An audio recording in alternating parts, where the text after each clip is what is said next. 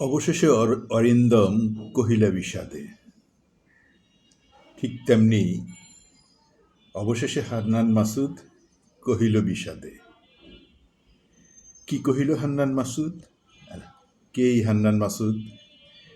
কি তার আদ্যপান্ত? আসুন একটু জেনে নেই। ইনি সেই হান্নান মাসুদ যিনি ধানমন্ডি থানা থেকে সন্ত্রাসীদের ছাড়িয়ে নিয়ে আসতে ইউনূস জমানায় সগর্বে গিয়েছিলেন। ক্যামেরার সামনে হেসে হেসে উনি ওনার সন্ত্রাসী সহকর্মীদেরকে ছাড়িয়ে আনার কথা অকপটে বলেছেন। ইনি সেই হান্নান মাসুদ যিনি নোয়াখালীর প্রত্যন্ত সেই হাতিয়া দ্বীপে একেবারে প্রান্তিক এক বাবার সন্তান। প্রান্তিক বাবার সন্তান হওয়া কিন্তু অপরাধ নয়, বরং গর্বের। আমাদেরও বাংলাদেশের এই ২০ কোটি মানুষের মধ্যে বেশিরভাগ মানুষ প্রান্তিক জনগোষ্ঠী মানুষ। এখনও বেশিরভাগ মানুষ দারিদ্র্য সীমার নিচেই অবস্থান করছে। সুতরাং সেখানে হান্নান মাসুদের মতো একজন ছাত্র সেই একেবারে প্রত্যন্ত বঙ্গোপসাগরের মাঝে ভেসে থাকা হাতিয়া দ্বীপ থেকে ঢাকা বিশ্ববিদ্যালয়ে এসে ভর্তি হয়েছেন, এটি অনেক গর্বের বিষয়, অনেক অহংকারের বিষয় হতে পারত। সে গরিব বাবার সন্তান হান্নান মাসুদ ঢাকা বিশ্ববিদ্যালয়ে অধ্যয়ন করছেন। সে সময় একটি গণ অভ্যুত্থান সংগঠিত হলো। সেখানে তাদের দাবি অনুযায়ী তারা একদিন খোয়াব দেখলেন একটি গণ অভ্যুত্থান করতে হবে। সেই ভোরবেলায় যখন খোয়াব শেষ হলো, ভোরবেলায় তারা গণ অভ্যুত্থানে ডাক দিলেন, আর জনগণ হুড়মুড় করে এসে গণ অভ্যুত্থান সংগঠিত করে দিল। সেইখানের সেই হান্নান মাসুদ পরবর্তীতে কোটি টাকা দামের এক গাড়ি নিয়ে ঘুরতে শুরু করলেন ঢাকা শহরে। মাত্র সেই ইউনূস জামানার ১.৫ বছরের মধ্যে সেই হাতিয়া দ্বীপের সেই প্রান্তিক বাবার ভাঙাচুরা সেই টিনের ঘরটি কি সুন্দর করে বড় একটি বাড়িতে পরিণত হয়ে গেল।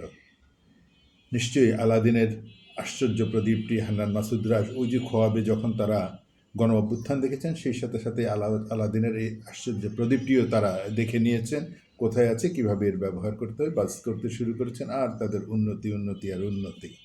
শুধু হান্নান মাসুদের কথা বলছি, কিন্তু এর সাথে যুক্ত সবাই, অর্থাৎ যারা দাবি করেছেন তারাই শুধুমাত্র গণ অভ্যুত্থানের সৃষ্টিকর্তা, ধারক বাহক, অভিভাবক, তাদের সবার জীবনের পরিবর্তন ঘটতে শুরু করেছে।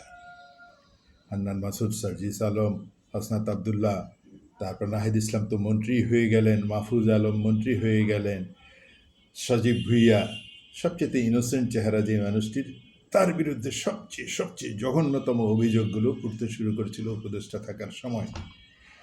এই হচ্ছে হান্নান মাসুদের অবস্থা। তারপরে আরও কি কি উনি ঘটিয়েছেন, এগুলো বিস্তারিত আমরা তখন থেকেই জানতে শুরু করেছি। এবং তারপরে উনি নির্বাচন করেছেন। নির্বাচনে উনি নানা ঘটনা অঘটনের মধ্যে দিয়ে নির্বাচিত হয়েছেন। মানে এমপি হওয়া যেন মনে হয় যেন একটি একেবারে দুধ ভাত কাজ। যেই কেউ দাঁড়িয়ে গেল আর এমপি হয়ে গেল, উনি হয়ে গেছেন এমপি। এবং তার পরবর্তীতে উনি আরও কিছু ক্ষমতার অপপ্রয়োগ করতে শুরু করেছেন। একটি ফেরি মাঝ নদীতে চলে গেছে ঘাট থেকে, উনি দেরিতে এসেছেন, হান্নান মাসুদ সাহেব দেরিতে এসেছেন।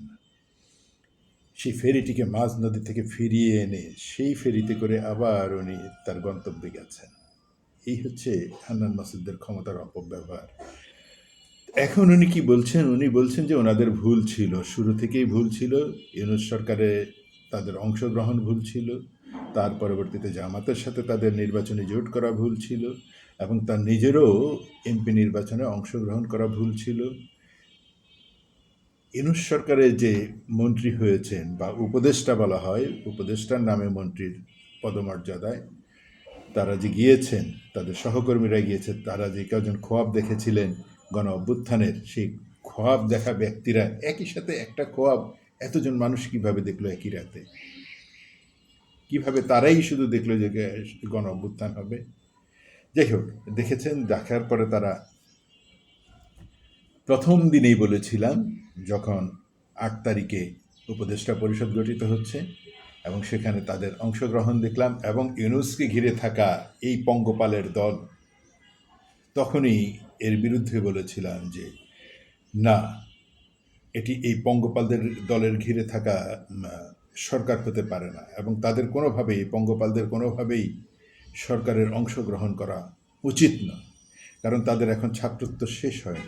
তারা ক্যাম্পাসে ফিরে যাবে, তারা তাদের ছাত্রজীবন শেষ করবে, সুন্দরভাবে ছাত্রজীবন শেষ করবে। যদি উচ্চতর আরও কোনো শিক্ষা তাদের নিতে হয় দেশে বিদেশে, তারা সেটা নেবে এবং তারপরে তারা নিয়মতান্ত্রিকভাবে দেশ পরিচালনায় অংশগ্রহণ করুক, অসুবিধা নেই।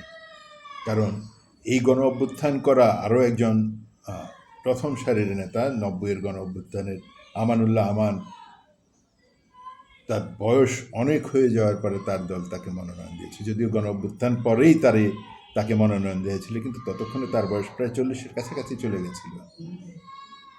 খায়রুল কবির খোকন, নাজিমুদ্দিন আলমরা, সেই হিসেবে আমাদের এই সার্জিস আলম, হান্নান মাসুদ, নাহিদ ইসলাম, এরা তো একেবারে নিতান্ত শিশু রাজনীতিতে।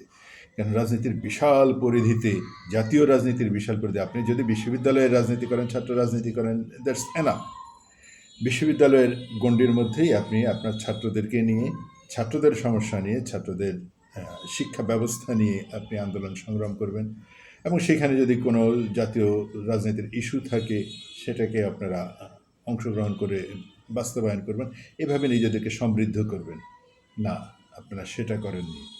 আপনাদের ভিতরে ছিল কূটকৌশল, কূটবুদ্ধি। আপনারা চেয়েছিলেন আর কোনো জাতীয় নির্বাচন হবে না, আপনারাই এই সরকারটিকে টেনে নিয়ে যাবেন বছরের পর বছর এবং একসময় এটাকে একটি বিপ্লবী সরকার হিসেবে ঘোষণা দিয়ে এটিকে স্থায়ী রূপ দেবেন। চেয়েছিলেন কোনোভাবেই ভুলিয়ে ভালিয়ে বিএনপিকেও, যদি বিএনপির কয়েকজনকে মন্ত্রিত্বের টোপ দিয়ে এখানে ঢুকিয়ে দেওয়া যায়, তাহলে তো এটাকে একটি জাতীয় সরকার হিসেবে ঘোষণা দিয়েই দেওয়া যায়। বিএনপি প্রথম থেকে এই ভুলে পা দেয়নি। বিএনপি বলেছে জাতীয় সরকার হবে, সেটি নির্বাচনের পরে হবে, আন্দোলনে অংশগ্রহণকারী সবাইকেই সরকারের অংশ করা হবে, কিন্তু তার আগে জাতীয় নির্বাচন হতে হবে। দেশের সংকট তৈরি হয়েছিল মূলত নির্বাচন না হওয়ার কারণে, নির্বাচনকে কলঙ্কিত করার কারণে, বাংলাদেশ থেকে নির্বাচন নামে শব্দটাকে উঠিয়ে দেওয়ার কারণে এই যে জাতীয় একটি সংকট তৈরি হলো, সেখানে একটি গণ অভ্যুত্থান হলো, একটি সরকারের পতন হলো, সরকার প্রধান দেশ থেকে পালিয়ে গেল, সেই সরকারে থাকা দলটি নিষিদ্ধ হয়ে গেল। এগুলো সমস্ত কিছু এই কলঙ্কিত অধ্যায়ের তৈরি হয়েছে মূলত শুরু থেকে, যখন নির্বাচনটাকে তারা বানচাল করে দিয়েছিল। না, আমাদের এই পঙ্গপালরা কোনোভাবেই এটি মানতে রাজি নয়।